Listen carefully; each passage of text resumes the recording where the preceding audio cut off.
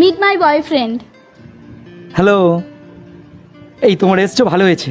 এই তোমরা দাঁড়াও, তোমাদের জন্য আইসক্রিম নিয়ে আসি। হ্যাঁ, কি রে, কেমন লাগলো? এইটা তোর বয়ফ্রেন্ড? কি বেজুদ দেখতে, এর সাথে কেউ প্রেম করে? এরম করে বলিস না, ভালোই তো দেখতে।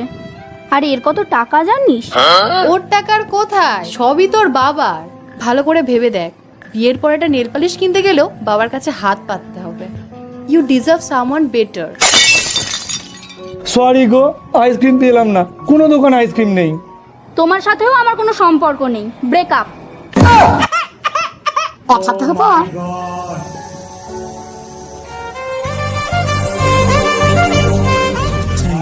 My patience is waning.